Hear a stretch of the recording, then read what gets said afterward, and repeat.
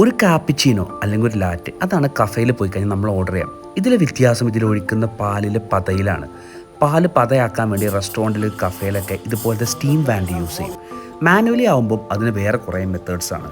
Nano ഫോമറോ French പ്രസ്സോ അല്ലെങ്കിൽ at the minimum ഇതുപോലത്തെ ഒരു ഫ്രോത്തറെങ്കിലും നമുക്ക് യൂസ് ചെയ്യാം. നമുക്ക് ഫ്രോത്തർ തന്നെ ഉപയോഗിക്കുന്നത്. പക്ഷെ പാല് വേണം, പാല് തിളപ്പിക്കണം. പക്ഷെ ഒരു 50 മുതൽ 60 ഡിഗ്രി സെൽഷ്യസ് വരെ തിളപ്പിച്ചാൽ മതി കേട്ടോ.